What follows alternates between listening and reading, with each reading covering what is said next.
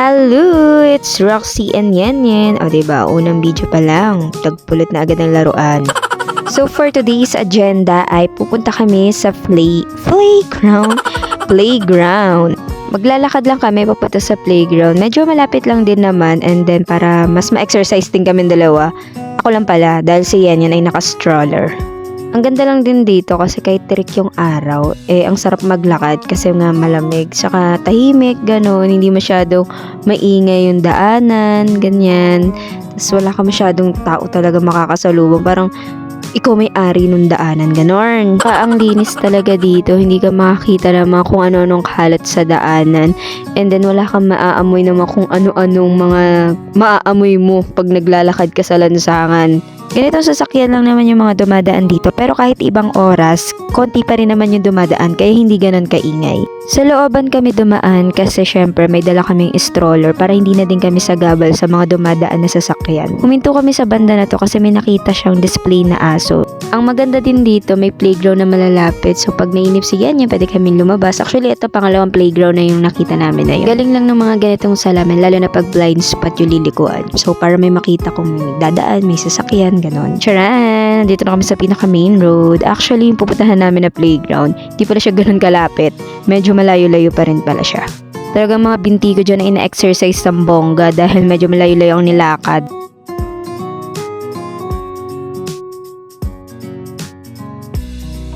Sabi ko kay Yan, picturean ko siya sa may daanan, pero ganito ang eksena.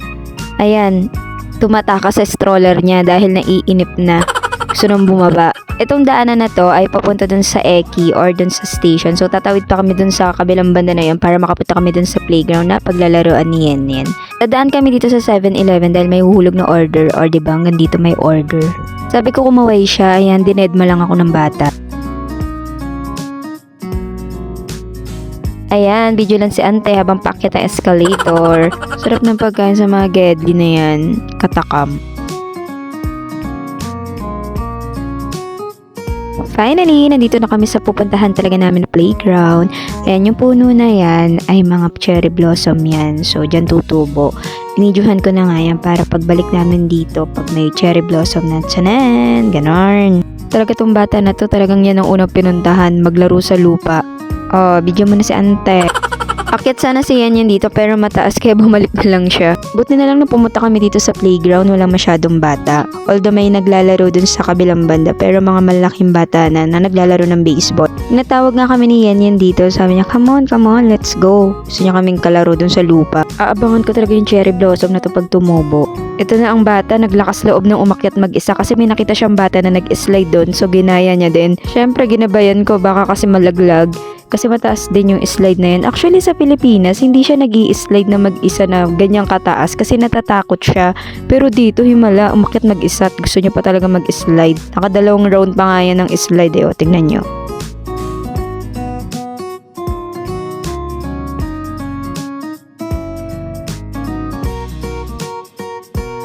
Habang pauwi kami, may nakita kami dito na dance studio at mga bata yung mga nagsasayaw. Sabi ko nga kay Yan, paglaki niya, sumali din siya sa mga ganyan. At ito pa pala, nakakatuwa lang din talaga dito sa Japan. Pag may mga work yung mga magulang, ay pwede nilang iwanan dito yung bata.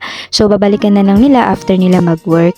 Na-amaze ako sa parkingan na to kasi ngayon, kung nakikita nyo, umiikot siya. Hindi siya yung basta parking lang na talagang magpa-park ka lang. Ito talaga, mapupunta yung kotse mo sa taas. At ito na nga, nakahanap siya ng beacon. O diba, nakakatuwa, kakaiba.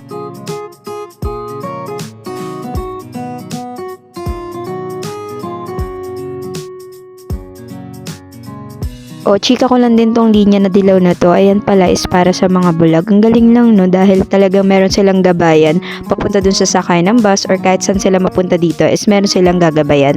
Ang yummy ng mga cake na nandito. At ito na nga yung bata ay umiiyak kasi gusto niya ng cake. Ayan no, ngawa-ngawa.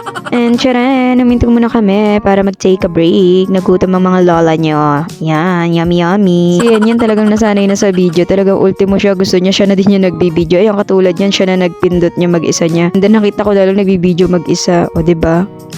Bye-bye!